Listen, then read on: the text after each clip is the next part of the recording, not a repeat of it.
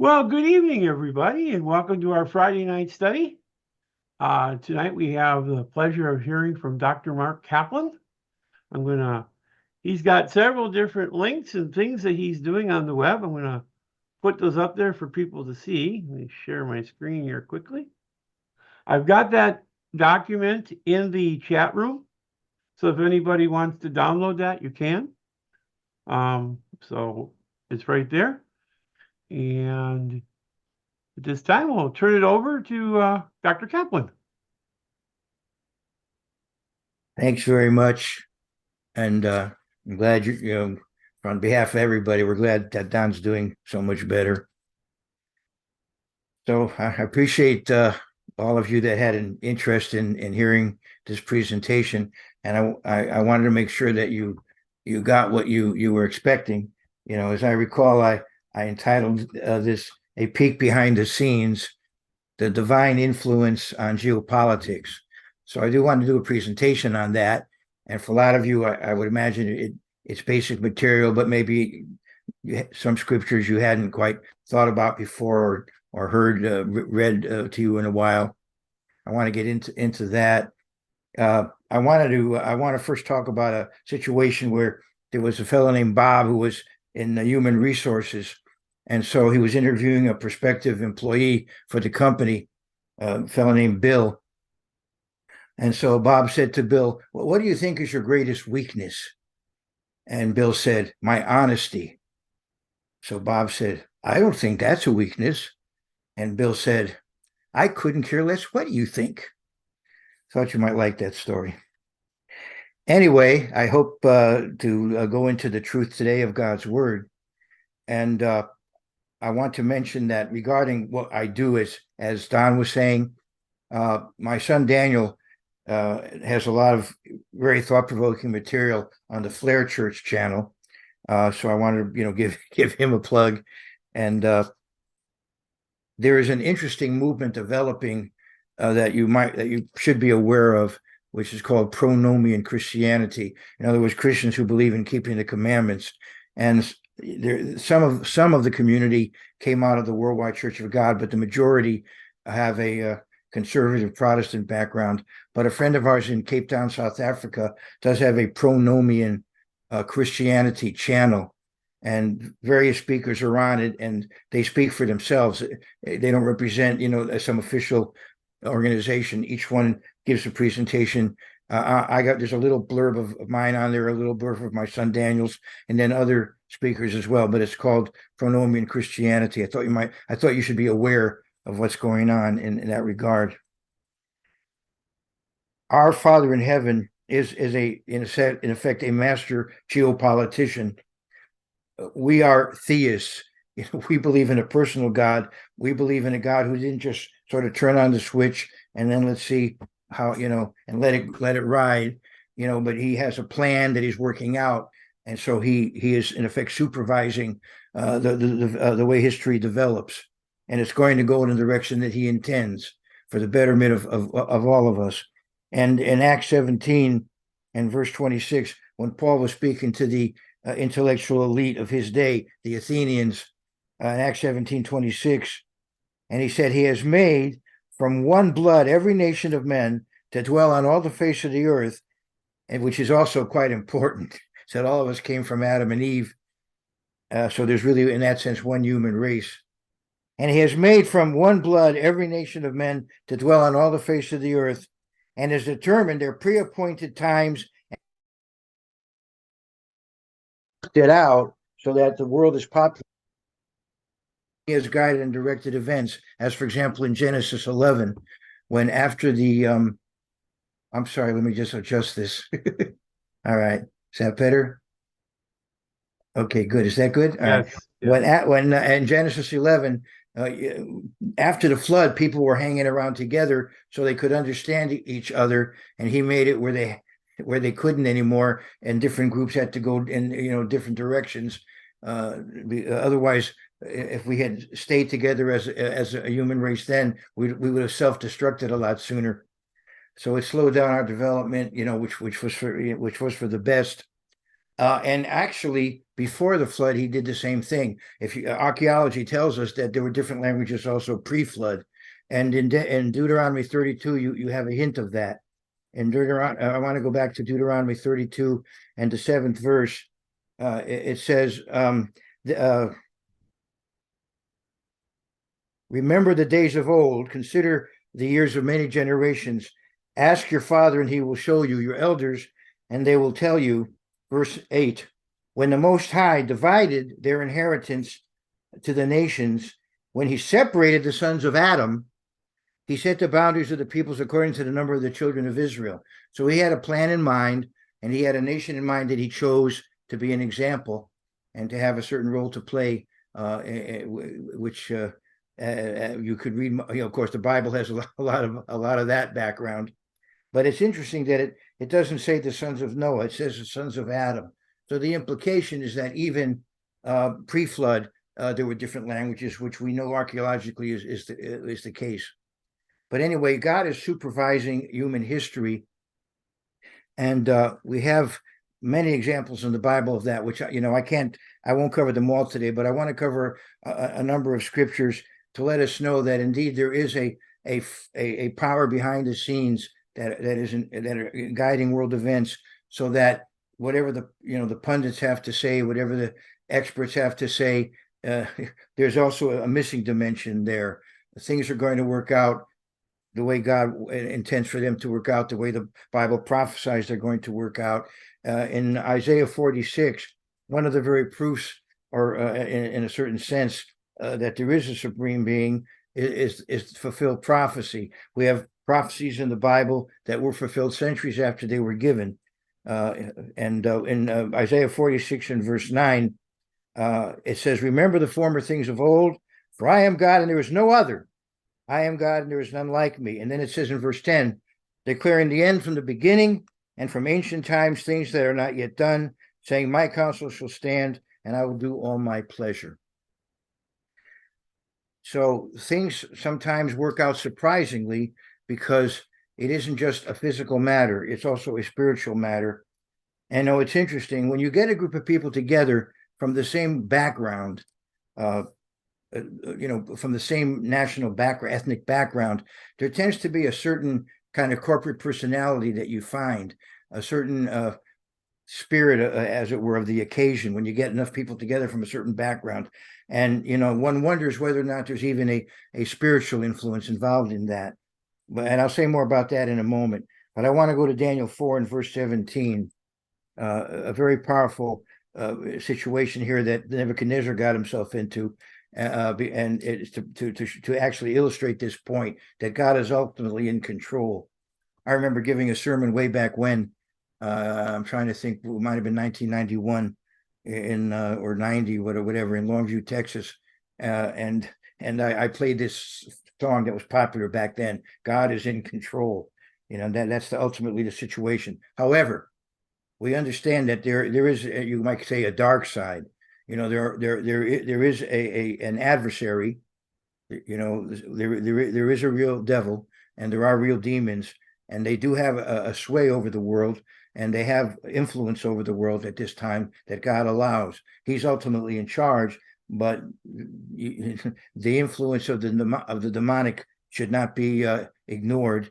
On the other hand, we can be confident. It says, resist the devil and he'll flee from you. Draw near to God, he'll draw closer to you. But that demonic influence is definitely out in the world. And I would say it's getting more and more obvious for people to see that. Anyway, I want to go to Daniel 4 and verse 17. What happened to Nebuchadnezzar, you can read about it in that chapter. This decision is by the decree of the watchers, and they sentence by the word of the holy ones, in order that the living may know that the Most High rules in the kingdom of men, gives it to whomever he will, and sets over it the lowest of men. So sometimes you wonder, how did such a person become in charge of an entire country?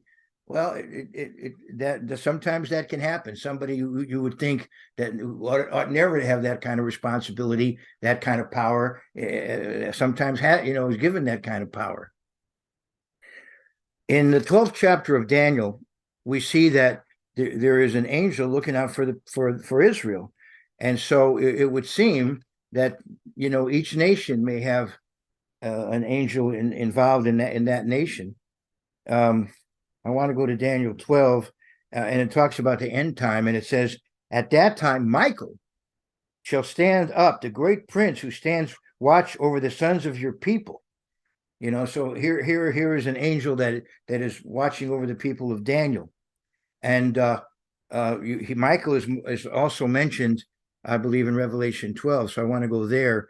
And Revelation 12 really does show the influence of the spirit world on history and what's finally going to happen at the end time, which will really stir the pot, so to speak, to use an understatement. But I want to go to Revelation 12 and the 7th verse. It says, and war broke out in heaven.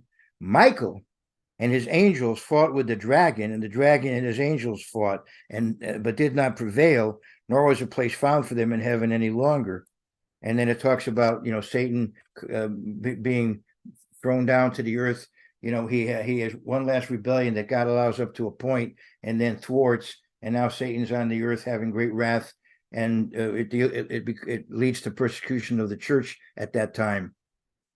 And I want to go from there to the 10th chapter of Daniel. Well, yes, and then I want to go back to the New Testament. But in Daniel 10, he's trying to he comes to a situation. Daniel 10 and 11 and 12 are kind of like a bridge to the New Testament. Well, so is Daniel 9 for that matter. There are a lot of prophecies in Daniel that kind of tie in the New Testament with the Old Testament. And in the way the Jews have organized the books of the Bible, Daniel comes very late in that third section, the Ketuvim, the Hagiographer, the Holy Writings. It's Daniel, and then Ezra, Nehemiah, and 1st and 2nd Chronicles in the Jewish order. So Daniel comes late, and it's a kind of bridge over to the New Testament. But in Daniel 10, Daniel is saying, in the 3rd year of Cyrus, king of Persia, a message was revealed to Daniel, whose name was called Belteshazzar. The message was true, but the appointed time was long, and he understood the message and understanding of the vision. In those days, I, Daniel, was mourning 3 full weeks. So what he was trying to understand, and he was dealing with very serious matters, where he was actually, it says in verse 3, I ate no pleasant food, no meat or wine came into my mouth, nor did I anoint myself at all, till 3 whole weeks were fulfilled. Now on the 24th day of the 1st month, as I was by the side of the great river that is the Tigris, I lifted my eyes and looked, and behold, a certain man, clothed in linen, whose waist was girded with gold of Uphaz, evidently high quality gold.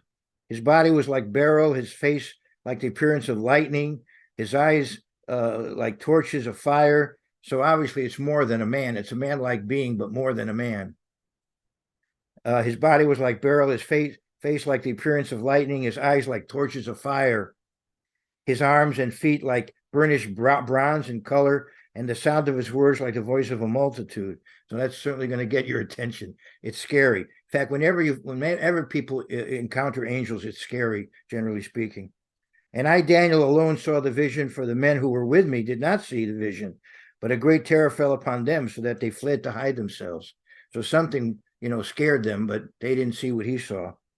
And I, Daniel, alone saw the vision for them. Okay, I read that. Therefore, I was left alone. I'm in verse 6 now. 8, I'm sorry, verse 8. Therefore, I was left alone when I saw this great vision, and no strength remained in me, for my vigor was turned to frailty in me, and I retained no strength. So this was a very traumatic experience for him. Yet I heard the sound of the words, and while I heard the sound of his words, and I heard the sound of his words, and while I heard the sound of his words, I was in a deep sleep on my face, and my face to the ground.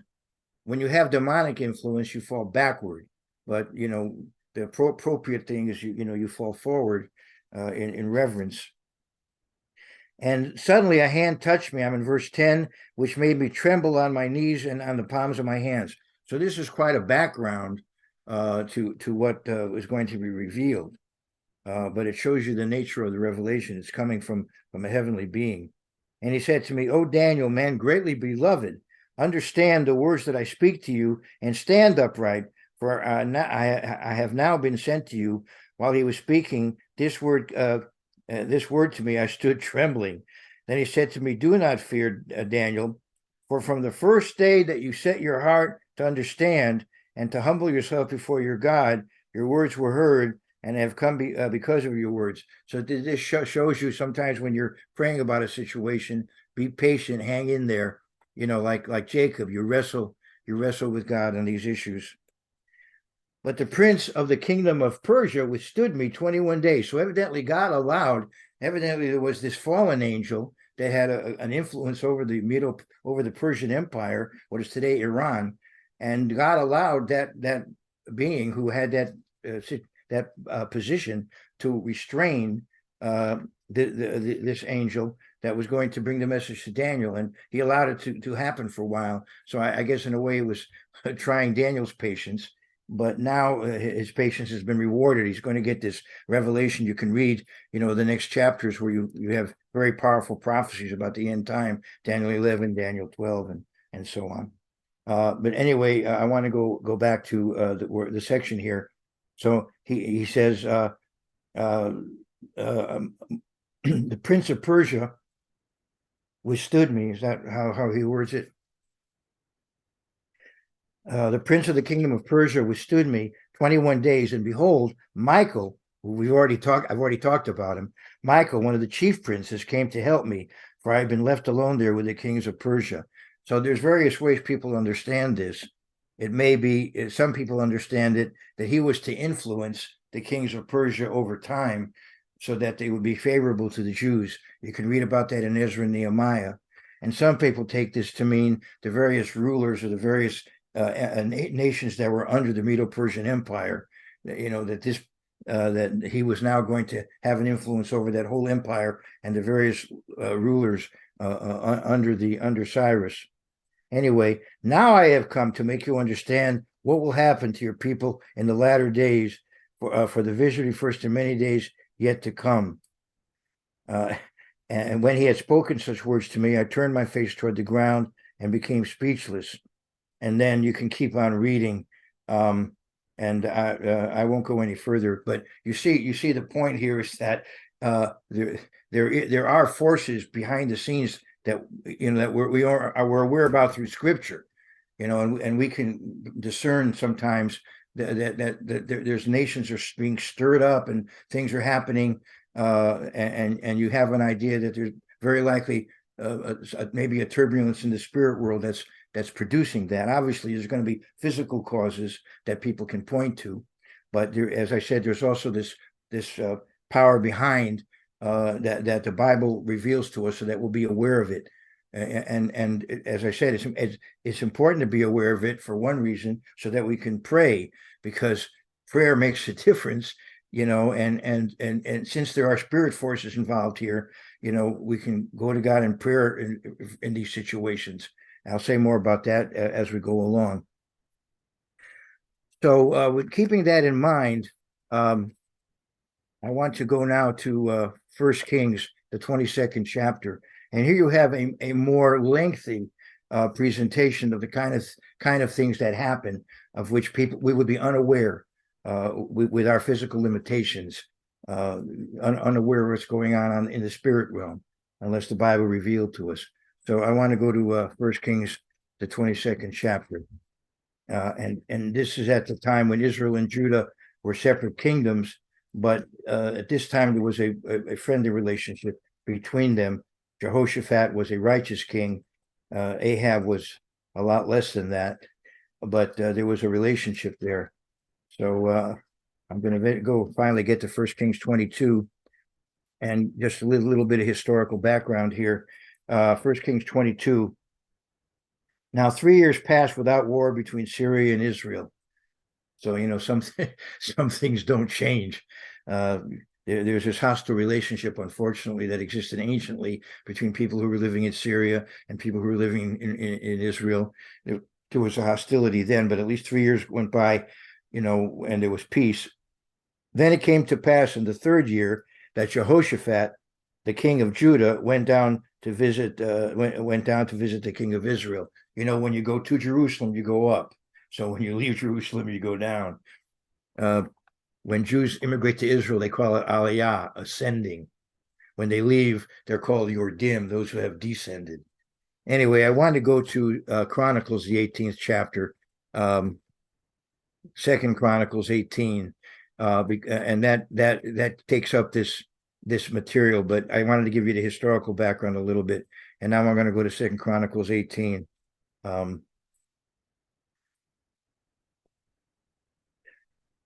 Jehoshaphat had riches and honor in abundance, and by marriage he allied himself with Ahab. That wasn't the smartest move to make spiritually. Now it might have been it was a politically astute move, but spiritually speaking, it wasn't. His son married a daughter of Ahab, and there's a lot that happens as a result of that you can read about. Anyway, after some years, he went down to visit Ahab in Samaria, and Ahab killed sheep and oxen in abundance for him and the people who were with him, and persuaded him to go up with him to Ramoth Gilead. So the alliance is taking shape, but he shouldn't get that wrapped up with the Northern Kingdom, because the Northern Kingdom had apostatized, and he was getting too thick with them, you might say. So Ahab, king of Israel, said to Jehoshaphat, king of Judah, will you go up with me against Ramoth Gilead? And he answered him, I am as you are, and my people as your people. We will be with you in the war. So even though they had split and were separate kingdoms, but they're all Israelites, and Jehoshaphat had that feeling towards the Northern Kingdom, their brethren. Pardon me. So he was willing to actually ally himself with Israel against Syria. Also, Jehoshaphat said to the king of Israel, please inquire for the word of the Lord today. So he wanted the God of Israel, the God of the Bible, to be involved, and he wanted to look to God to for guidance as to whether this was the right thing to do, whether God would give them victory in this matter. And so Israel had a religion that was kind of a mixed bag. So it might be. It was, I think, you could call it a polytheistic religion, but Yahweh was probably included. But there were other deities, that they were involved with. It. You read about that, how they, well, of course, under Jezebel, they got involved with Baal worship and so on. But anyway, at this point, they had a certain understanding of God, but yet they were worshiping him in their own way. They moved the feast to a month later and that sort of thing. So they had their own kind of a mixed religion. Then the king of Israel gathered the prophets together, 400 men, and said to them, shall we go to war against Ramoth Gilead, or shall I refrain? So they said, go up, for God will deliver it into the king's hand. Now, Jehoshaphat realized that these people were not really legitimately priests of the true God. He realized that what the Israelites had was a kind of a mixed bag, a mixture of paganism with the Sinaitic covenant. He wanted a valid, prophet of God. My people, as you know, don't like to pronounce the name, but so it's Yahweh, YHWH, and Yahweh may or may not have been the way they said it, but as most scholars believe, I think that's the way they said it. Nowadays, Jews say Adonai, and when they speak about God, generally, just on the street, they say Hashem, the name. They'll say, Hashem, may Hashem do this or may Hashem do that when they're speaking just on the street. But anyway, then we have the opposite. Nowadays in America and other parts of the world, perhaps, we have these sacred names people who don't want to say God. They don't want to say Jesus. They want to use Hebrew terms that they have concocted, frankly. No, they didn't concoct Yahweh, but they did concoct the name Yahshua. They don't say Yeshua as it is in the Bible, but they made it their own word. They have the word Yah, and they like in Hallelujah, and so they say Yahshua for Jesus, and also even for Yehoshua, Joshua. Joshua's name in the Old Testament is Yehoshua, but I was in one time at a service where the minister decided he knew better than the Masoretic text, and he pronounced it Yahshua instead of Yehoshua. That sacred names is a separate issue. So if any of you want to get into that, I guess you can. But anyway, so maybe I shouldn't have gone that route. But just it's just to let you know what's going on in the world of religion. There are the Jews who don't want to say it at all, and there are those who think you have to say it and you can't say something else. There are both sides of that. All right. So anyway, here we are. But Jehoshaphat said, "Is there not still a prophet of the Lord here that we may inquire of him?" So the king of Israel said to Jehoshaphat, "There is still one man by whom we may inquire of the Lord, but I hate him, because he never prophesies good concerning me, but always evil. He is Micaiah the son of Imlah." And Jehoshaphat said, "Let not the king say such things." Jehoshaphat was a righteous man. He wanted the true God of Israel to be involved in this decision. Then the king of Israel called one of his officers and said, "Bring Micaiah the son of Imlah quickly." The king of Israel and Jehoshaphat, king of Judah, clothed in their robes, sat each on his throne, and they sat at a threshing floor at the entrance of the gate of Samaria, and all the prophets prophesied before them. Now Zedekiah the son of Hananiah had made horns of iron for himself, and he said, "Thus says the Lord." So he's actually quoting. He says the God of the Bible, but really isn't. What a horrible thing to do, to try to speak in God's name when you're not, when you know you're not. With these you shall, or maybe he thought he was, as we'll see later. With these you shall gore the Syrians until they are destroyed. And all the prophets prophesied so, saying, "Go up to Ramoth Gilead and prosper, for the Lord will deliver it into the king's hand."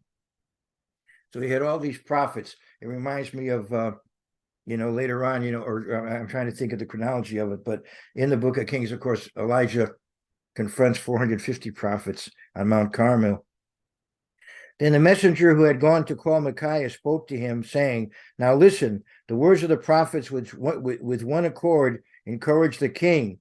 Therefore, please let your word be like the word of one of them and speak encouragement." So he's telling him not to tell the king whatever God reveals to you, but go along with what we're doing.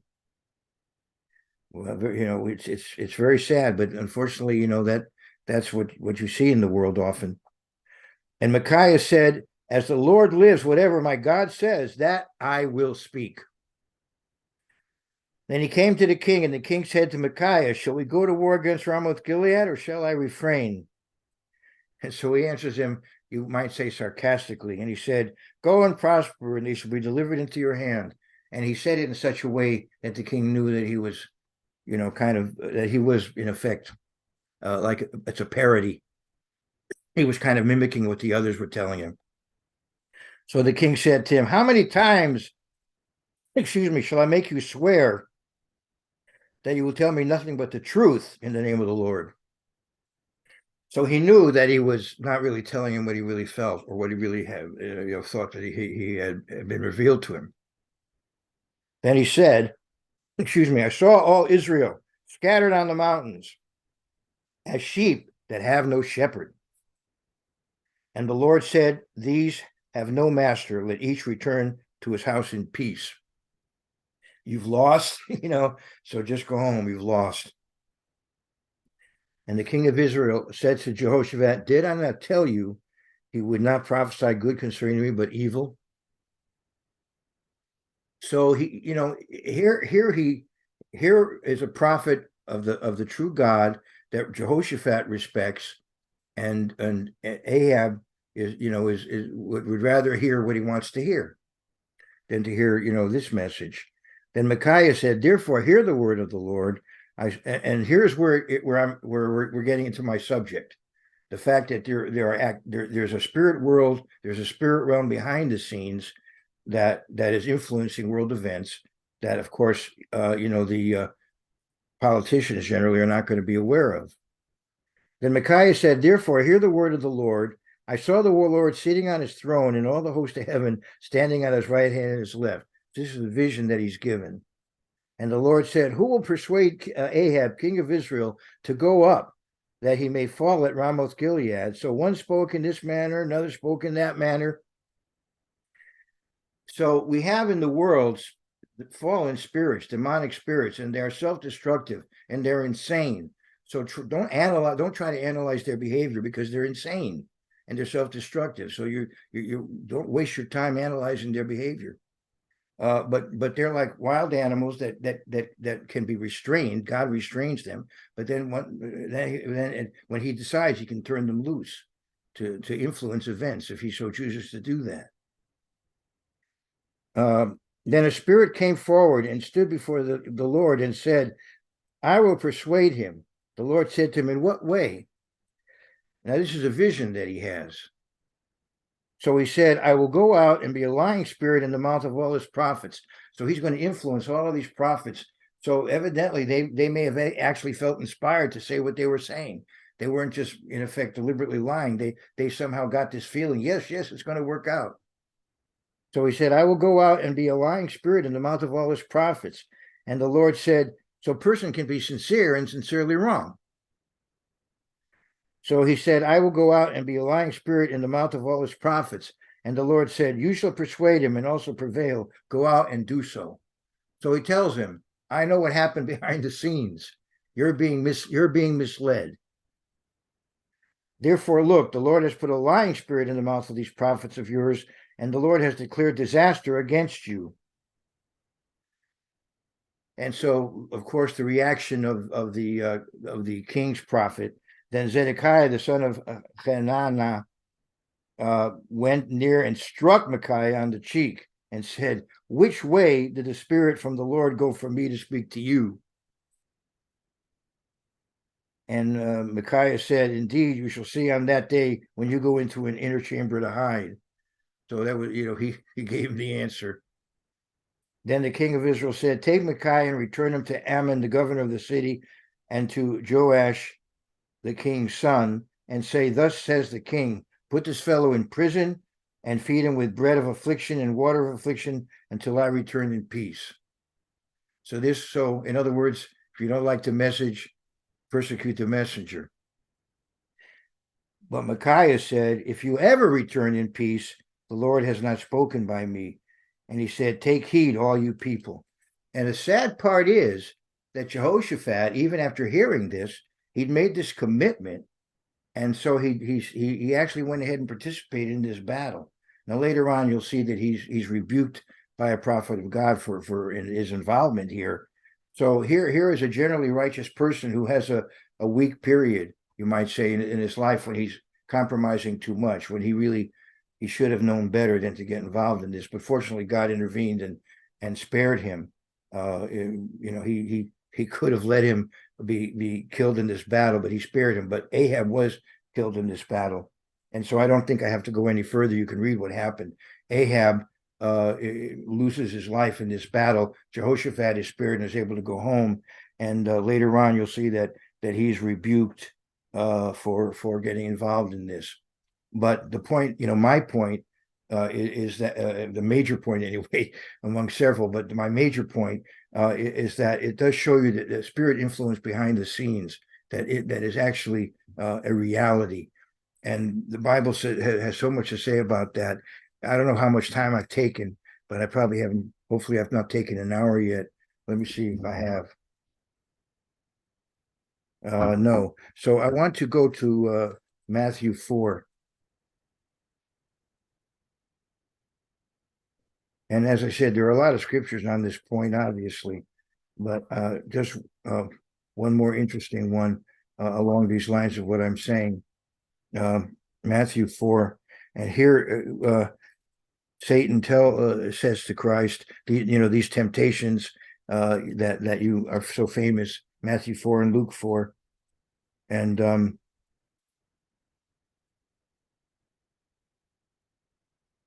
I want to go to verse 8 of Matthew 4. Are you with me? Again, the devil took him up on an exceedingly high mountain and showed him all the kingdoms of the world and their glory. And he said to him, all these things I will give you if you will fall down and worship me. So maybe it's in Luke where he actually says, let me go to the account in Luke 4, the 4th chapter, because there's a point I wanted to make here. Luke, the 4th chapter. Yeah, okay. Let Luke 4 and verse 5. Okay, you with me now? Luke 4 and verse 5. Then the devil, taking him up on a high mountain, showed him all the kingdoms of the world in a moment of time. And the devil said to him, all this authority I will give you, and their glory, for this has been delivered to me, and I give it to whomever I wish. Therefore, if you will worship before me, all will be yours. Well, of course, Jesus resisted that. Jesus answered and said to him, get behind me, Satan, for it is written, you shall worship the Lord your God, and him only you shall serve. Out of Deuteronomy, which he of course gave in the first place. But the point is that Satan lies, of course. Well, Satan lies all the time. He's the father of lies. You look in the book of John. But he didn't deny here that Satan had the power to do this.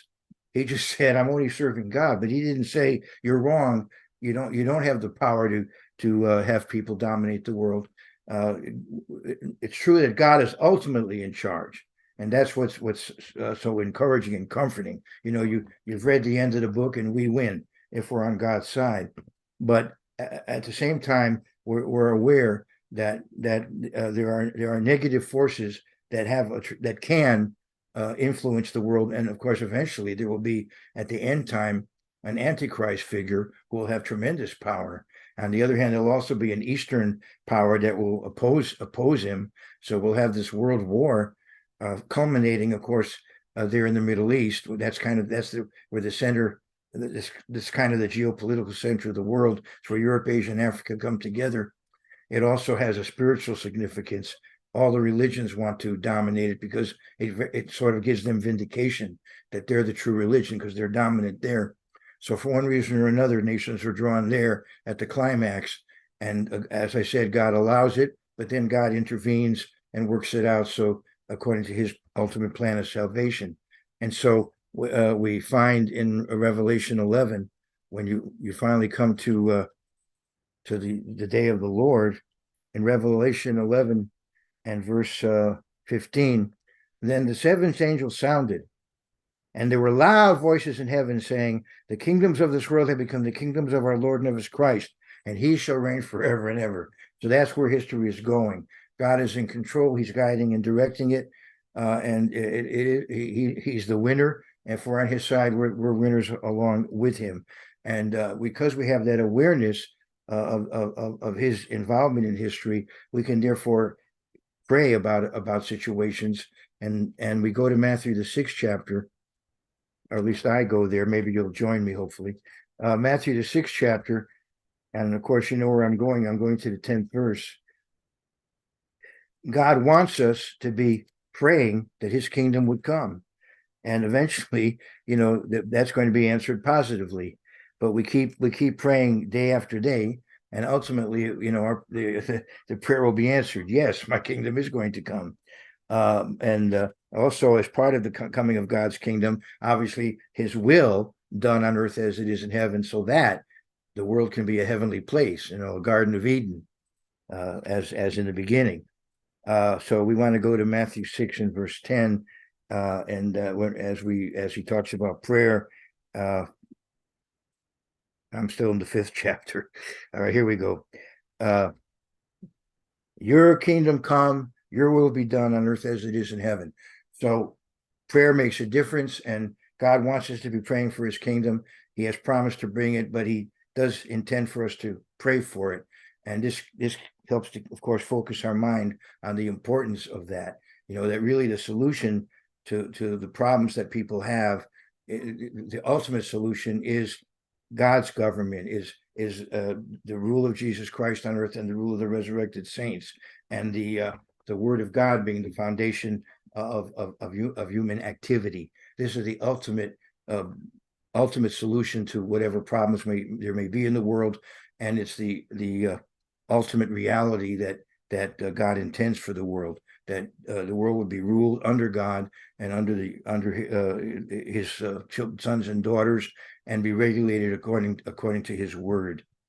So that's at least a peek behind the scenes regarding the divine influence on geopolitics. So I hope that presentation has been of help to you in terms of maybe stimulating you're searching certain scriptures or thinking about some of these matters. And I don't know what happened there. it says this meeting is being recorded by the host of or participant. Somehow I lost the picture. Okay, got it. I'm on Zoom. Have I been cut off?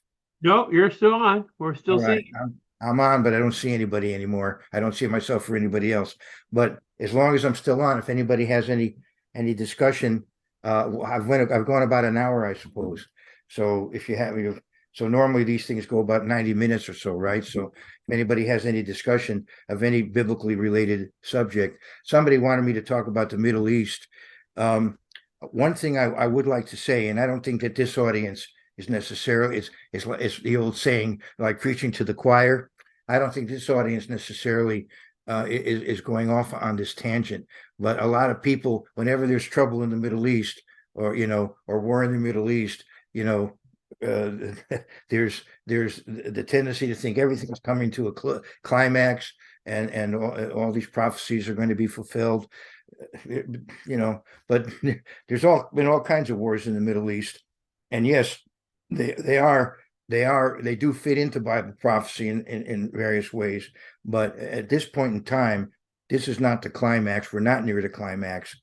But I don't think this audience necessarily needs to know that. But a lot of your friends who do believe in the Bible, hopefully you have friends that are not necessarily just in your own religion. You may have friends that are just they're Christians who don't necessarily agree with you on a lot of things, but they still read the Bible and believe in the Bible on their level, and their ministers may be telling them that very soon we're going to have this and that and the other fulfillment of end time prophecy, but we are not near that at the moment.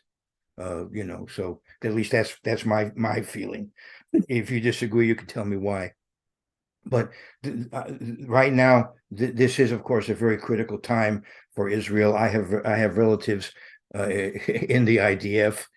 In fact, it was recently a terrorist attack in a very nice city in Israel called Ra'anana. I have family that lived there. A lot of English-speaking Jews live in Ra'anana. And there was recently, as you know, a terrorist attack there. So obviously, I've got, you might say, a personal involvement in what's going on over there. But I do believe that Israel will come out of this and will eventually win in Gaza. The problem is then what are they going to do about Lebanon? And they may have to go to war there as well. But even if they do, that doesn't necessarily mean we're at the time of the end. A lot more still has to happen. So as I said, this is a time to, of course, do what we've always done. Maintain our standards. And stay close to God and live the kind of life He wants us to live, but not be in panic mode.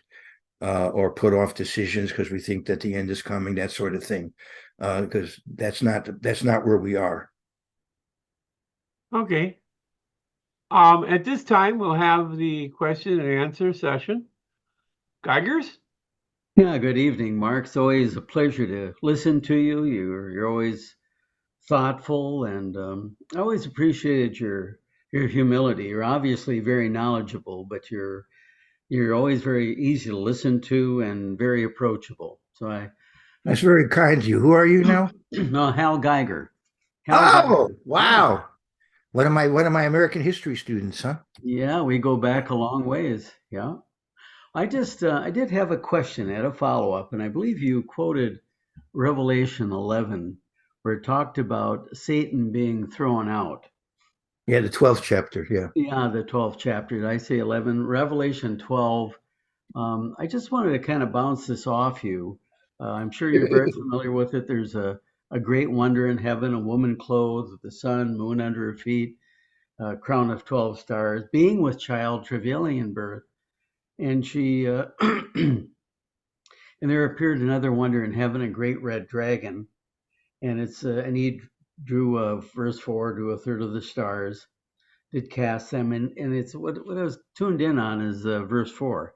And the dragon stood before the woman, which was ready to be delivered, to devour her child as soon as it was born. I have to assume this is literally a description of what happened at his birth, that there had to be a great deal of supernatural firepower to protect them. It was interesting what the shepherds saw in the field. Literally hundreds of thousands of the angelic realm manifesting themselves, praising. But it occurred to me that it could have been the same hundreds of thousands that were also there guarding. And I just want to go a little bit further, and I'd love to hear your thoughts on this. That reminds me of what Jesus said when they arrested him. He said, I can call upon, I think he said something like that, thousands of angels. Yeah. Like that. So it's interesting here. The way that Revelation 12 has this appears to be in a sequence. Verse 5, she brought forth a man-child. He was to rule the nations, but then he was caught up onto God. And this would assume be at the end of his physical life after he had been raised. And on the 40th day, he went back to the Father. Okay. But it's curious to me, right on the heels of this, the woman fled into the wilderness. So the time setting for the woman fleeing into the wilderness was at the time, 40th day or those 50 days between the wave offering and the Feast of First Fruits. She has a place prepared. I know traditionally we in the churches of God love the thought of a place of safety, and that may be exactly how that's going to happen. But I thought, maybe we're getting our time setting a little different. Maybe this protection that was offered was for the first 1,000 years after the fact. So I don't know. I'm just wondering. This is another way of looking at this, but it's kind of a disjointed concept. But I think you're very familiar with the scriptures, so I'll just stand by and listen. Yeah, well, thanks for it's nice to hear from you again. And I like to tell the story about we were up in Wisconsin.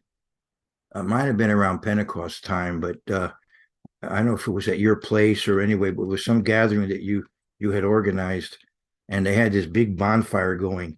And I was living in Southern California at the time, and I was thinking, we can't do something like that in Southern California. Oh, I remember that. You being very nervous about the whole thing. Anyway, I tried to comfort you, but you would not be comforted. it doesn't have to be immediately after. Well, sometimes the Bible even has long periods of time. Well, for example, when Jesus reads a verse and stops in the middle of it, and he hasn't even fulfilled the rest of that verse even yet in Luke 4. So it seems to me that this verse is speaking of just a generation later, 40 years or so, later, when there was a war of the Jews against Rome, and the church fled before the Jerusalem was destroyed. The account is that I think Pentecost of 69, they were warned to flee, and then they fled, and then in the summer of 70, the Jerusalem was destroyed. So the woman fleeing into the wilderness here, I think it begins with the with that. But as I keep reading, it says that where she has a place prepared by God that they should feed her there 1,260 days.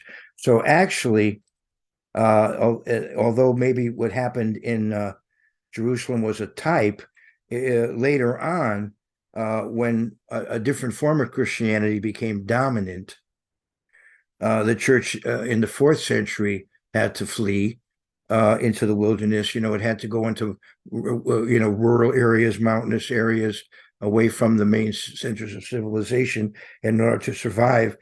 And as we know, the biblical principle, Luke, Numbers 14:34, Luke, and Ezekiel 4:6, a day for a year in prophecy.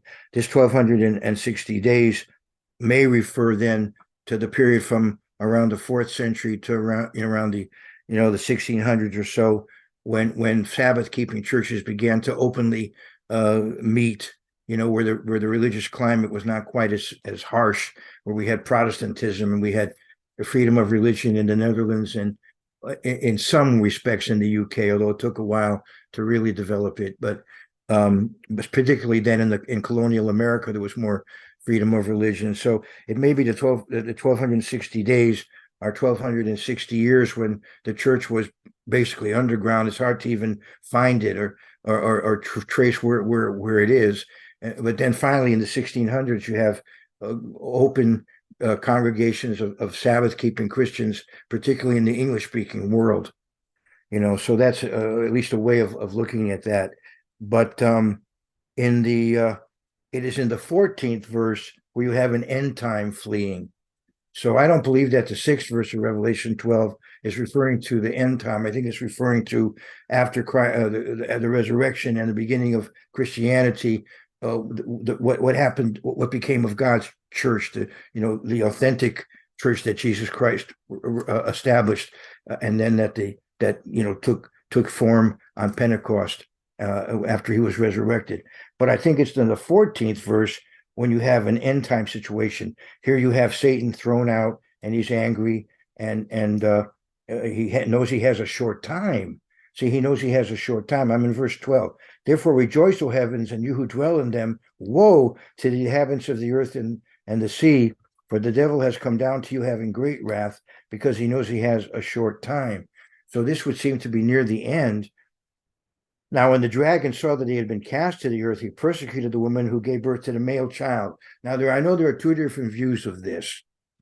Some people believe that because Jesus Christ was born Jewish, that this refers to a persecution of Jews, or maybe that at that point there'll be a lot of Jewish Christians who will be persecuted.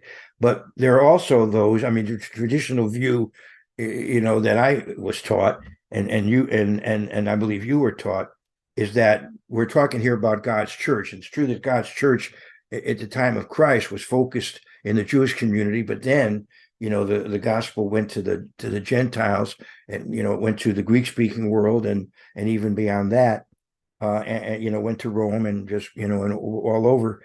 And so, speaking about the church, spiritually speaking, spiritual Judah, spiritual Israel, it's talking not necessarily specifically about Jews, but about the church generally.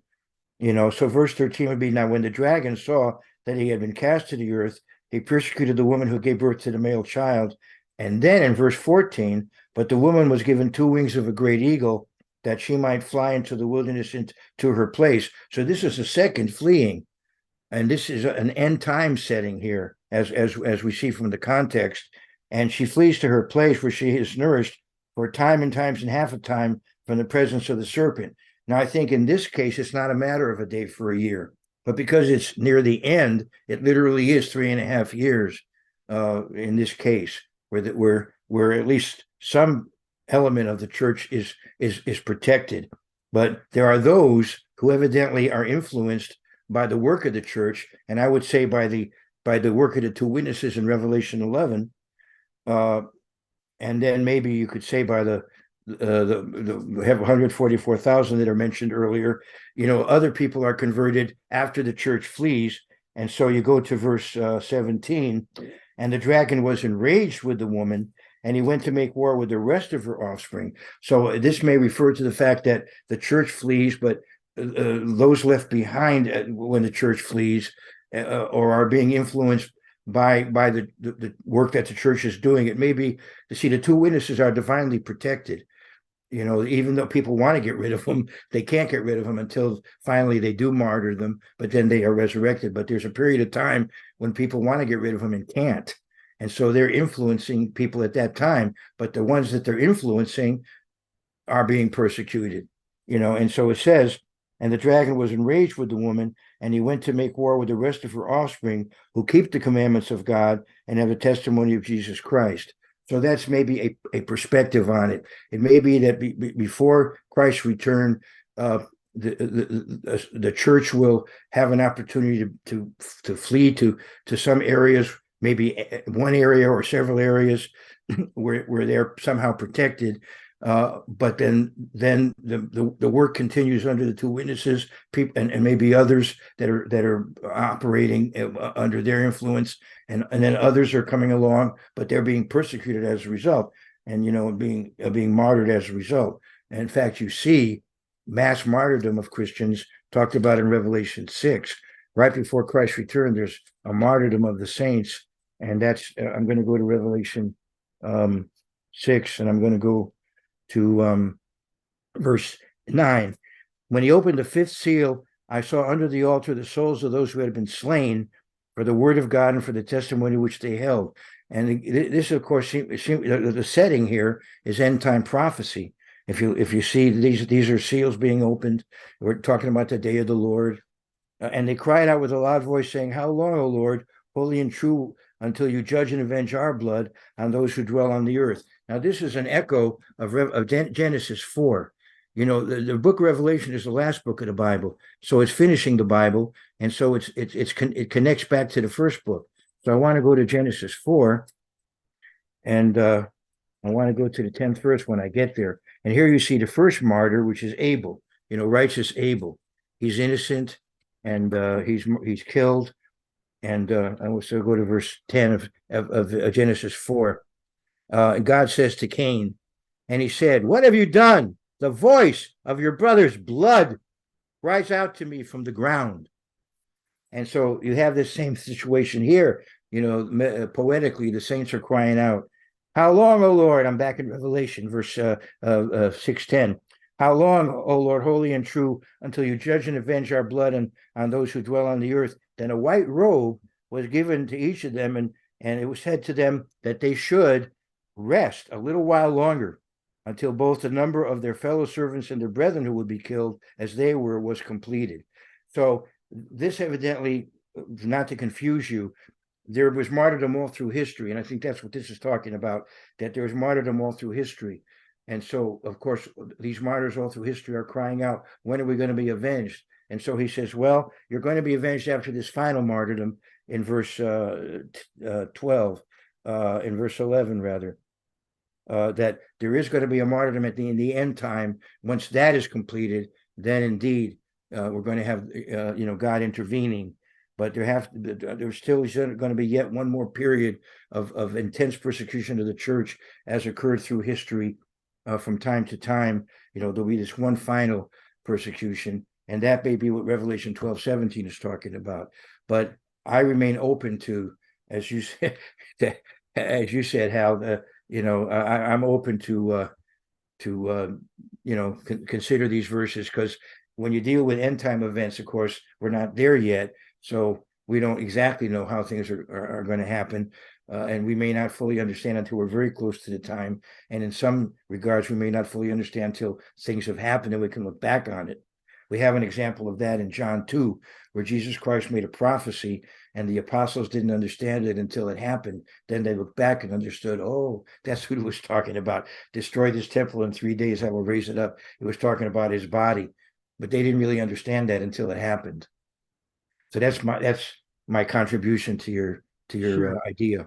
And I think duality is very reasonable, because we know that certainly happens multiple times in many different areas.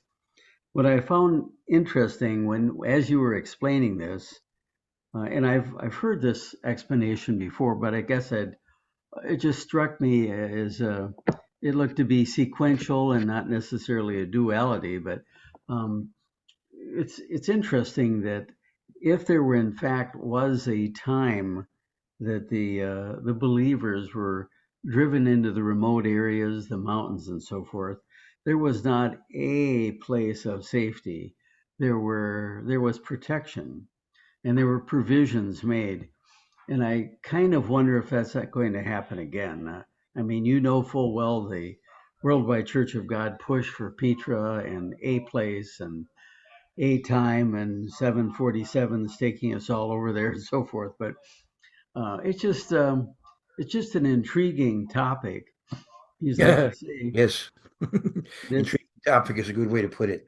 Yeah, it does say see, one reason for the church to focus on a place was because of the way it's worded here. in the 14th verse of Revelation 12, that it says that that she might fly into the wilderness to her place. But it could still be. It does. I suppose it could be an area of protection, but not necessarily everybody in one spot. There may be, the wilderness may involve other more than one spot. That's possible. Right now I haven't come down, so to speak. A very respected scholar of course he's dead now, but a Bible scholar that I greatly respect. You did believe, I think, even near the end of his life, that it would be a place, and he felt like it would include the Negev area, and then down into the Sinai area, and then of course over into Petra, that whole region.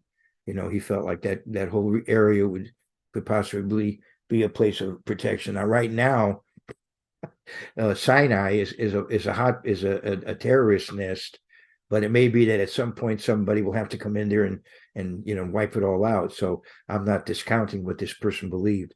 He did believe that, but if that, then the question remains: how do we all get there? Why? How could somebody say in Alberta wind up in southern Jordan? How does that happen? So that's also another. So as you say, it's intriguing. It talks about the wings of an eagle. So that's why we thought, I guess in your day when you were younger, you thought it would be airplanes, because it says the wings of an eagle. But of course, he took them out of Egypt on eagle's wings, and there it was. He took them quickly and he protected them. They didn't literally fly out of there, and they certainly didn't fly out on vehicles. Right. So the eagle's wings here don't necessarily mean airplanes. Well, it's a very appealing, humanly appealing thing to be removed and protected. And it's in ways has its similarity to the rapture theory. Oh, yeah. Oh, for sure. And, it just kind of gave me pause to say, yeah, maybe. Well, the WCG used to look at the rapture theory as a kind of counterfeit of the place of safety. Mm-hmm. Yeah. Mm-hmm. So I'll be quiet. We've got other people got comments, but thank you very much for your time. I appreciate it. Oh, thank you for your comment. Appreciate it. Crystal's iPad? On this topic, Psalm 91 would make you believe that the place of safety is in the same place where there's great upheaval. He who dwells in the secret place of the Most High shall abide under the shadow of the Almighty. I will say to Yahweh, He is my refuge and my fortress and my God, in Him will I trust. Surely He will deliver you from the snare of the fowler and the noisome pestilence.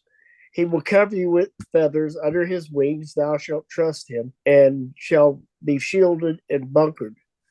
Thou shalt not be afraid of the terror by night, or the arrow by day, nor the pestilence that walketh in darkness, nor the destruction wasted at noonday. 1,000 shall fall at their side, and 10,000 at that right hand, but none shall come near you. Only with your eyes you shall behold them and see the reward of the wicked. Because you have said, the Lord Yahweh is my refuge, and the Most High my habitation. There shall be no evil that befalls you, neither any plague shall come nigh your dwelling. For He shall give His angels charge over you and keep you in all of your ways. And then it continues. And that, it would seem the context is that people are in the middle of a place of being, in siege, but yet nothing happens to them. It's similar to Lot when he was in the city of the plains. He still was called righteous Lot, but certainly nothing around him was righteous. But he finally left. He left. Yeah, he was kind of taken out. In Psalms 91, would you not say that the place of safety could be right in the middle of the turmoil? Well, see, in Psalm 91 is not necessarily an end-time prophecy, whereas Revelation 12:14 does seem to be that, because it says Satan sees he has a short time. The context of Revelation 12:14 does seem to be, before the coming of Christ, and there the church is taken to a place. So Psalm 91 may be a general promise over the centuries of protection through chaotic times, not necessarily an end time prophecy. I'm not saying I'm not being dogmatic, but I'm saying the context of Revelation 12 may not be the same. It's interesting, by the way, about Psalm 91, that if you look at Psalm 90, it's a Psalm of Moses. And Psalm 91 does seem to be very much like the Passover setting, where the Egyptians are dying and the Israelites are being spared. And so it may tie in with Psalm 90, which is a Psalm of Moses. And Psalm 91 seems to tie in with that period of the Exodus, of the Passover, as I said, where the plagues are coming on the Egyptians and the Israelites are spared. And Cecil B. DeMille, in the movie The Ten Commandments, that probably most of you have seen, he has them reciting Psalm 91 on the night of the slaying of the firstborn. They're together and they're having their meal, unleavened bread, bitter herbs, and meantime they're reciting Psalm 91 because it does seem to, because it fits the context there. But yeah, I appreciate you bringing that to my attention. Of course, Satan used that psalm to try to get Christ to do some foolhardy thing. And he said, you don't tempt the Lord your God, even though he said he's going to protect you, but you don't test him. You don't drive, 100 miles an hour to see if you're going to be protected or not, for example, nowadays. The other comment is being in the last days. As older I get, the more I believe we're living in the last days. Yeah, I would agree with that, And but that could be an extended period of time, though. Well, it may be not the last days of the world, but it's the last days for me. Yeah, well, yeah. Well, of course. It's all relative. It's all relative. Oh, okay. Yes, it is true that we should live every day, not knowing, not knowing that it's like an evangelist used to say, for whom I worked, we depend upon God for every beat of our heart and every breath of air we breathe, for that matter. And as we get older, we're more aware of our vulnerability. Now, when we're younger, we ought to know it, but we're not as aware of it.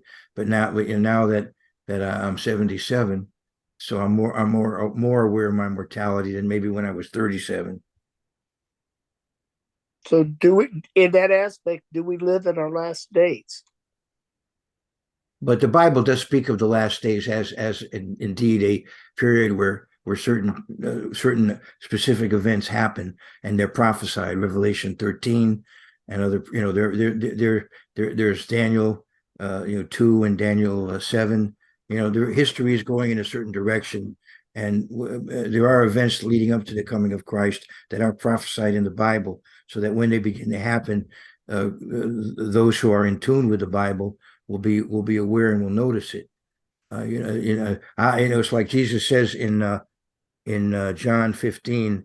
If you don't mind, I'll go there. Before his arrest, he makes a comment that I turn to at times when we talk about these matters. Okay, John 15 and verse 14. He says, "You are my friends." 15:14 to John. "You are my friends if you do whatever I command you. No longer do I call you servants, for a servant does not know what his master is doing, but I've called you friends, for all things that I heard from my Father I've made known to you." So it seems to me that if you have a right relationship with God through Jesus Christ, you're going to have a better understanding of prophecy than others. God's going to share with you what he intends to do. In fact, he says that to Abraham. I won't turn there because it's getting late, but in Genesis 18, he says, "I'm not going to hide from Abraham what I want to do, what I'm going to do." So especially as we get closer to the time when it's more necessary to understand, I do believe that God's church will come to understand prophecy in a more firm way, perhaps, than maybe we do at present. Especially as we get closer to the time, because God intends for us to know it. Otherwise, he wouldn't put so much of the Bible is prophecy and so much of it is end time prophecy. It wouldn't be there if we weren't expected to understand at least a good bit of it. And I understand that it's frustrating, especially what's going on right now in my country, what's going on in America, who I would not have expected the kind of things that are happening, that many people are promoting and very, very zealously promoting. So activities that would have been unthinkable just even a few years ago. So it is frustrating. At that time, obviously, we'd want history to come to a close. We'd want Jesus Christ to be here. We'd want to be spirit beings. I'm sure that Don, when he was going through all that trouble, would have rather been a spirit being, right, than go through what he just went through. So therefore we tend to push the time sooner than what it is. And that's been a common problem over the years, over the centuries, that people, like in the 1840s, when in America there was a huge movement thinking that Jesus Christ would return first in 1843, then 1844. So then you had the Great Disappointment. And some people thought, well, it's because they weren't keeping the Sabbath. So some of them began to keep the Sabbath, and so on. But in any case, life goes on, but we still know the prophecies are going to happen. Jesus it made promises, and the Bible has prophecies, and they're going to be fulfilled. It's just that we tend to want them sooner than maybe. Let's put it this way: God has His timetable, and we like to speed it up, and that's understandable. But we have to be balanced, and rather than sort of build our own reality, we want to stick with the facts and with what the Scripture reveals and what we see around us, rather than sort of build some sort of fantasy of our own, which unfortunately a lot of times happens out there among those who are preaching and who are teaching the Bible. Many times they do kind of set up. They want to speed up the events and get people expecting any moment now everything is going to come to a head. In fact, regarding what Hal Geiger said about the rapture, there's a very famous preacher who says a lot of positive things, but he tells his people that I guess more or less the rapture could happen at any time, so his church is packed. He has this mega church, thousands of people come every week, and I imagine they're thinking any moment now there's going to be planes crashing and cars crashing and people disappearing and all that, and they think that may happen any time, but I obviously disagree. I mean, obviously, I do believe the prophecies will be fulfilled, but not in the way that they think and not as quickly as they think. Marlene? Yes, we certainly want Christ's return, and you can't force it. I've got a comment about the temptation. And you look at all the scriptures where God says that He's in charge, everything is His. The heavens are mine, and everything in the earth is mine, everything in it, all the heavenly host, everything. I own everything. I set up kingdoms, I take them down. Scriptures are read about how He tells the demons what to do and when to do it. And He gives us all these prophecies, the saints are going to be overcome, you're going to be persecuted. And it's very obvious, the story of Job, that God is the one that dictates and tells things to what's going to happen. And He tells the demons what to do. And we are the ones that give Satan authority when we disobey God. And we worship the God of this age, which would be Satan. And we give him authority to do things when we disobey God. So you've got that factor in there. And Christ said that Satan is a liar. There's no truth in him. So when you get to the temptation and Satan makes a claim that, hey, all these nations are mine and I can give them to whoever I want, and we're told that we should believe that. It's like well, God is ultimately in charge, but Satan can evidently, if God allows it, can do that. Yeah, and that's what the scriptures that you read tonight shows, that He tells the demons what to do and when to do it. But God is the one that says, I own everything. It's all mine. Yeah, so that's for true. Satan to say these kingdoms are mine and I can give them to you, that's a lie. And just because Christ didn't deny that doesn't mean that that was a truth, because Christ didn't say anything when Satan said, if you're the Son of God. Christ didn't defend that and say, yeah, that's a good point. He could have really blasted him on that one. He could have said, I'm the one that created you. You're the one that's causing all this problem, and I'm going to take you out. I mean, he could have blasted him and all kinds of stuff, but he did not say anything about that if. So just because he didn't say anything about, what do you mean the nations are yours and you can give them to me? Just because he didn't deny that doesn't mean it was the truth. Good, that's a good point. Yeah, your point well taken. Don? Okay, I actually wanted to point out something about 12 and 11, Revelation 12 and 11, but before I go there, what we witnessed, or what Mr. Kaplan talked about with the demons, it doesn't show that God said, hey, look, this is what you're going to do. What it really shows is that the demon had freedom of action. Yeah, at that moment. Yeah, he wasn't forced to do it. He offered this up. He says, look, I'll do this. And God said, hey, that's good. Go ahead and do it. Yeah, I would say. So you can't say that he was forced to do it. So No. then as far as the Revelation 12 and Revelation 11, there's something that is really you can't deny, because the 1260 days in the place of safety, at the conclusion of that, what takes place? They're resurrected, right? This is basically what's going to happen. And so then when you go to chapter 11, and the two witnesses are going to prophesy 1260 days, and at the conclusion of those 1260 days, they're going to be 1260 days plus 3 days. They are going to be resurrected. And what resurrection is it? It's the same word that's used in Thessalonians. Same word.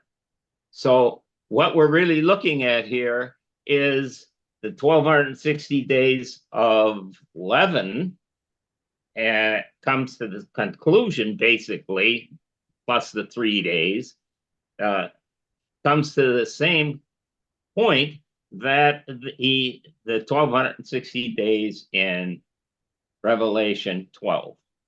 So this is they happen in effect while these people are in a place of safety.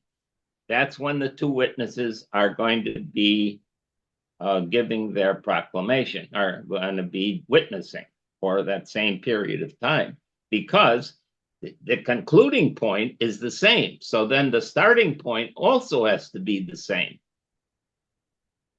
That I don't follow. That is an option, but I personally think that the 1260 of the witnesses doesn't necessarily equal the 1260 of the Well, wait a minute. Do you deny that they're being resurrected at the end of the 1260 days? No. Are you saying that that's not going to take place? No, yeah, they are going to be resurrected at the end of the 1260 days, right? Right, Yeah. and it's going to be the same resurrection that we find in Thessalonians, because it's the same word. It's used the same word there. Well, yeah. Well, it's at the second coming of Christ, obviously, when you read Revelation 11. Right. Because right after they're resurrected, it says the kingdoms of this world, which I read earlier, have become, the Right. kingdom of our Lord. So if you have the concluding point at the same time in both chapters, then you have to say that when these people, wherever they are in a place of safety for 1260 days, and at the end of that 1260 days, does that mean that then they go into persecution? No, that means that at that point is when they're going to be resurrected. And so this is the same period of time in Revelation 11. Okay, because the two witnesses are resurrected. Think that they have to flee at the very beginning of the two witnesses ministry? Maybe because of the. I'm not saying that. I'm saying they're going to be there. There are two parallel things happening at the same time.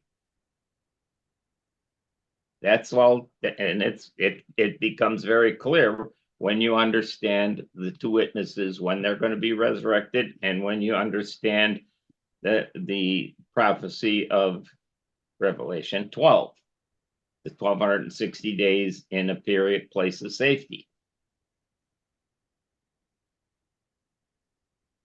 Yeah, what you say makes sense, but I remember recently when I was studying this particular section, I was trying to tie in what was happening as these seals were being opened, and then as the final plagues were coming, and then tying all that back in. Yeah, what I would have to say that what you say does make a lot of sense, because if they're resurrected at the end of that number of days, and the church is in a place of protection for that number of days, it would seem that the beginning would be the same as well. Not quite. You got that 3 days where they're laying dead. Okay, all right. So it's Right. But generally speaking, the reason I say that is because when I made this point one time, I was criticized. Now, wait a minute, you're not being accurate. You haven't accounted for the 3 days that they were laying in dead. Yeah, well, oh, yep, you're right. I didn't. All right. Well, I'll have to go back and see why I was challenged earlier. What you say makes sense, but I have to go back and see why I was challenged earlier on that. It does seem to make sense. But There, the 1260. It may be that there's a period there. It may be that the 3.5 years that are being talked about, that the two witnesses are prophesying, that may not be their entire ministry. Maybe that there's a specific period when the focus is on them, and they're in Jerusalem, and they're prophesying, and they seem to be the only voices out there, at that point.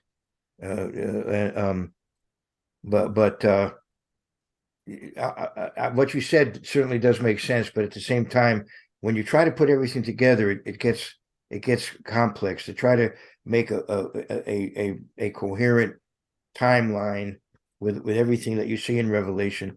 But so certainly I'll take what you said into account, and maybe one of these days we'll get to discuss it again. So who are you? I don't see anything but the word Zoom here. I don't see faces. I don't see names anymore on my computer. I just see the word Zoom. So who are you? I'm Don Roth. Okay. Well, when I look at it again, maybe I can communicate with Don Wales and let you know why I felt challenged before, and how I resolved it, if I'm able to. Well, yeah. There's one more point that I'd like to make about the 12 when it was pointed out that the 1260 were really years. And that's what I believe Revelation 12:6 was talking about. That's what I believe. That I'm not being dogmatic on that, but that's what I believe. The 1260, if you're taking and you're saying that 1260 is 1260 years, and that they were taken to a place of wilderness, and that is the period of time, 1260 years from the death of Christ, which was their 30 AD. No. I'm not saying that. I'm saying, well, I think it was said, wasn't it? No, I'm saying that, okay. that what happened when the church fled into the wilderness in 69, it was a type, like a foreshadowing. But I believe that officially, when the when the church was officially, in effect, became officially heretics in the Roman Empire, when when there was a Council of Nicaea, and certain discipline was being maintained, and if you didn't go along with everything, you were an apostate. I think that's where the time begins. I believe it begins in the 4th century or AD, and goes to the time when Sabbath keeping churches began to openly exist after the monopoly of the Catholic Church in Western Europe was broken. So I don't believe it comes from the 30s AD. I think it comes from the 4th century AD. That's how I feel. And Yeah, there, so then you're saying 1600 would be the yeah, end. more or less. Yeah, I'm not making I'm not making a definite statement as to when it begins and ends, but I think 1260 is roughly, you could argue about when it begins and when it ends. Yeah. In the old days, WCG used to teach, I believe it went from 325 to 1585, and their logic was that certain standards were set up in 325 that the church didn't meet, and then it was in 1585 that it became definite that Netherlands would be Protestant, Britain would be Protestant, so the church could begin to function openly. That was what was being taught, like, years ago at Ambassador, the students who went to Ambassador College. I think, as far as I know, they said it went from 325 to 1585. Well, you have to admit that there was a lot of persecution of God's people during that period. After that time, they weren't in place of safety. They were being persecuted. Right. And yeah, that's true. Yeah. So Right. yeah, right. So it's you. That's why I'm saying Yeah. that you could. Oh, I agree with that. Yeah, I see where you're coming There's from room for there. discussion in there. There's room for evaluation or Right. evaluation of that. All right, we need to move along here. Thank you, Don. Yeah. Yep. You're welcome. If you start it later, then you can end it later when things were a little better.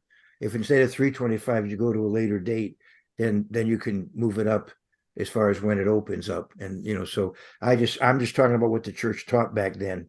I'm not saying what I'm teaching. I said I was loose. I said 4th century and then go up to the 17th century. I was being much looser than the church used to be. Stan? Yeah, I wanted to go briefly back to Marlene's comment concerning Satan's comment about being able to deliver the kingdoms of the world from wherever he wanted. I had thought much along the line she did for some time, and Satan is such a deceitful being. Right. We can never be sure when he's telling the truth and when he isn't. For example, in Luke 4 verses 11, when he quotes Psalm 91 to Christ, I think he basically quotes it in a truthful manner as far as quoting it correctly. But then back in Genesis, he tells Eve, "You shall not surely die." So, but he was definitely lying to her then. Right. So she did die. So I guess when Satan says something, we can't tell what's going on. And I'm certainly not going to discount the possibility that he was lying when he said he could deliver the kingdoms to Jesus. And Marlene quoted a lot of good scriptures to certainly indicate he very well could be lying. And his inconsistency makes him, in some ways, very difficult to figure out. And I've even heard, it's interesting, I know we used to teach, and I don't think this is a salvific issue. Was Satan lying to Christ when he said that or not? But it's an interesting thing to think about. I know the traditional viewpoint of the WCG was, well, you didn't see Jesus reprimand him. That was our traditional viewpoint. But I'd heard within the past 5 or 10 years, some ministers, when quoting this scripture, would say, imagine the egotism and the audacity of Satan to actually believe he could deliver the kingdoms of the world whenever he wanted to. What an egotist. So for some time, I think people may have realized that he is so deceitful that we can't be sure what he's saying when he says it because of the amount of evil he has. I am done. Well, as I said, one way you could take it is that he was being egotistical, but that God does allow, as we see in the example I gave, he does allow the dark side to have its influence, and that's how people come to power. That are tyrants and so on. It's not necessarily that God brings it about, but that he allows the negative forces to bring it about. But that's one thing I warn people about. As I said, regarding the demonic realm, don't try to analyze their behavior. They're insane and they're self-destructive. So just move on. Just realize they're insane, they're self-destructive, and don't try to analyze their behavior. And that's just, we have to be aware of his devices, it says. In other words, you have to be aware of how vulnerable we are, and and how we can be tempted to sin, as he tried to do with Christ. That's what he says. The lust of the flesh, the lust of the eyes, the pride of life. It says, don't be ignorant of these things in terms of how he gets people to sin, but don't try to make sense out of what the demonic realm is doing, because it's senseless, it's self-destructive ultimately. And that's frankly what's going on in my country right now. We have people promoting policies that are surely self-destructive. A country cannot be, they're unsustainable policies, unfortunately, that we're dealing with here. Now, you could disagree with that if you want. That's more of a political thing. But what I see going on now are policies that a country cannot be sustained if these are maintained for an extended period of time. They're self-destructive. That's my feeling on it anyway. But I do want to end on a positive note here. The Sabbath, of course, is there to teach us that there is a rest coming, and there is a time when the world will be at rest. And, so this Sabbath it ought to encourage us to look forward to that time and realize that we have an eternity ahead of us, and this world as we know it is passing, and ultimately we'll have the kingdom of God reigning, forever. So that's let our focus be on that. And probably at that point I should conclude, because it's getting kind of late. It's been more than an hour and a half, so I think I probably should conclude. But I want to thank you for your interest and for the comments that I've gotten and the questions, and